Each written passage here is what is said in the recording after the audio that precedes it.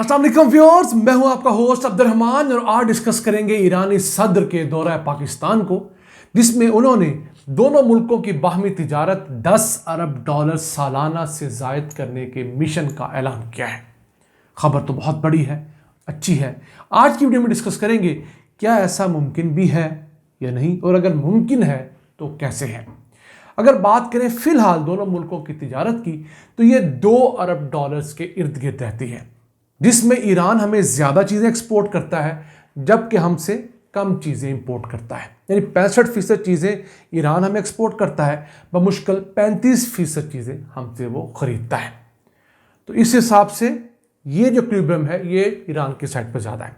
तो अब जो ईरानी सदर 3 रोज़ा दौरे पर पाकिस्तान आए हैं वो इसको बढ़ाना चाहते हैं।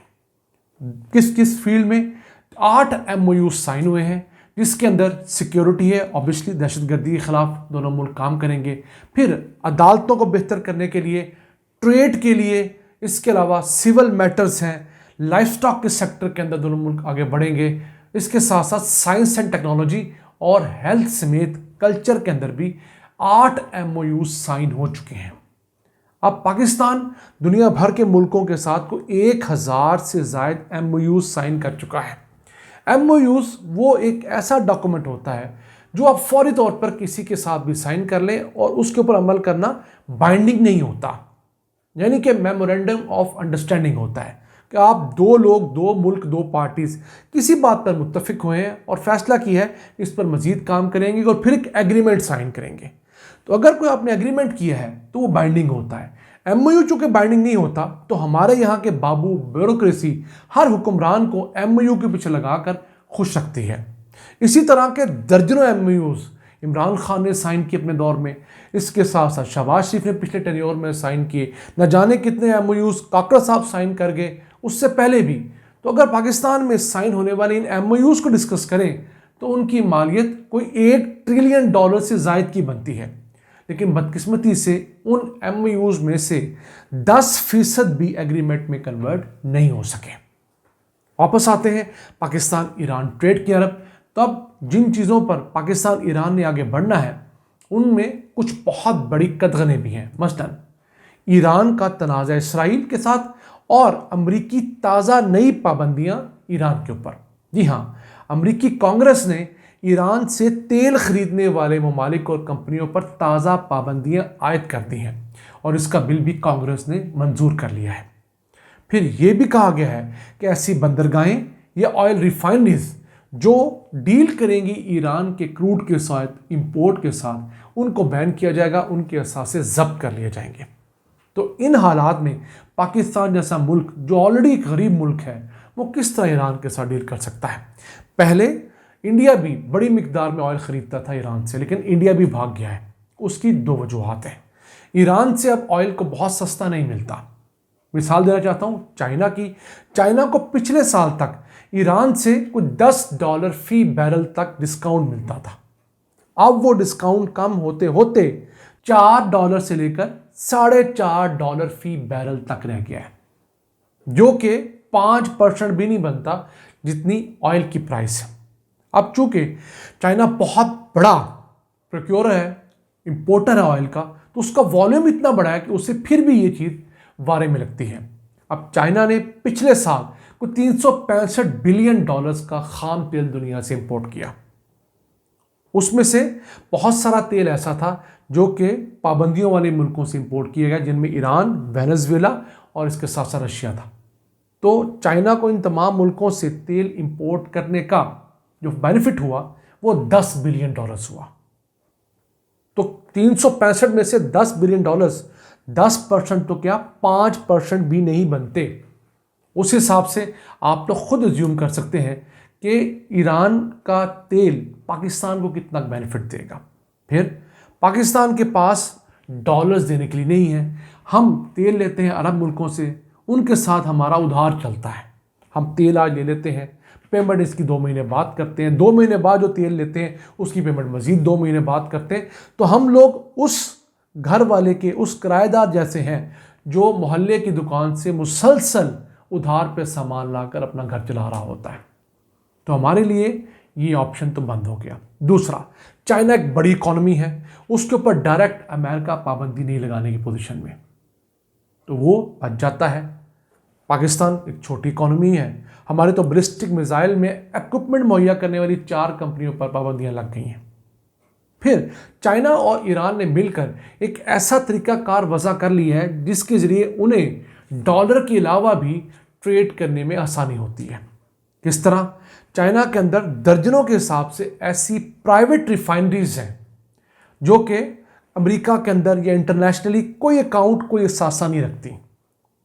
वो रिफाइनरीज डायरेक्टली ईरान से क्रूड ऑयल मंगवाती हैं, उसे रिफाइन करती हैं और आगे मुल्क के अंदर बेच देती हैं।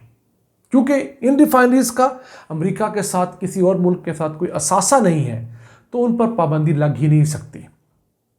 इसके साथ साथ ईरान और चाइना ने ऐसे ब्लैक फ्लीट बनाए हैं, यानी ऐसे पुराने जहाज़ जो कि मतरूक हो गए थे, उनके फ्लीट बना लिए हैं, उन जहाज़ों को दोबारा रिवैम्प किया है, जो दोनों मुल्कों के दरमियान आपस में ऑयल की ट्रेड करते हैं, जिसके सबब अमरीकी पाबंदियां भी इन ऑयल टैंकर्स के ऊपर नहीं लगती।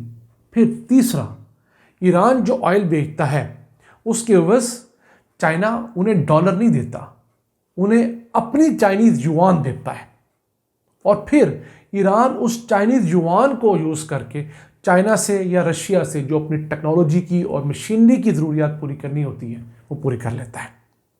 अब इस तरह की फैसिलिटी हमारे पास नहीं है, ना तो हमारे पास कोई ऐसी रिफाइनरीज है, ना हमारे पास कोई ऐसे टैंकर्स का फ्लीट है, ना हमें फ़िलहाल इस तरह की युआन की वो लेवरेज हासिल है, और फिर सबसे बढ़कर अमरीकी पाबंदियाँ तो हम किसी सूरत बर्दाश्त नहीं कर सकते। इवन हमारे वज़ीर पेट्रोलियम मुसद्दिक मलिक ने भी ये कहा था कि पाकिस्तान किसी सूरत अमरीकी पाबंदियों का मुतहम्मिल नहीं हो सकता। ऑल्दो हम ईरान से बड़ी मिकदार में डीज़ल पेट्रोल स्मगल करके यूज़ करते हैं। माहिरीन के नज़दीक पाकिस्तान में हर साल 2 अरब 80 करोड़ लीटर से ज़ायद का पेट्रोल डीज़ल स्मगल होकर आता है, और अगर इसकी मालियत डिस्कस करें, 100 रुपये लीटर भी अगर हम इसको ज़्यूम करें तो इस पर कोई 280 अरब रुपये खर्चा आता है। हुकूमत पाकिस्तान को उसकी वजह से 60 अरब रुपये का लॉस होता है रेवेन्यू की मद में। कोई 70 से 90 ऐसे अफसरान, ऐसे सरकारी अफसरान, सिक्योरिटी के अफसरान और सियासतदान हैं जो इस धंधे के अंदर इन्वॉल्व हैं, लेकिन हुकूमत इस पर हाथ क्यों नहीं डालती? पहली बड़ी वजह, ये बड़े बड़े मगरमच्छ हैं जो इस काम में इन्वॉल्व हैं। दूसरा, बलूचिस्तान के अंदर रोज़गार ना होने के बराबर है, तो वहाँ पर हज़ारों लोगों को रोज़गार मिला हुआ है। और तीसरा, पाकिस्तान अपनी ज़रूरत का 10-15% तेल अगर ईरान से स्मगल करता है तो उसकी मालियत 1 अरब डॉलर बनती है। ये 1 अरब डॉलर यहाँ से हुंडी हवाले के ज़रिए ईरान भेज दिया जाता है। तो पाकिस्तान के जो नेशनल फॉरेक्स रिजर्व्स हैं, यानी हमारे जो डॉलर के रिजर्व्स हैं, उनमें कमी वाक़ई नहीं होती। अगर इतना तेल हम डायरेक्ट सोर्स से इंपोर्ट करें, यानी कि सऊदीया से करें, यूएई से करें, तो हम लोगों को 1 अरब डॉलर मज़ीद खर्च करना होगा।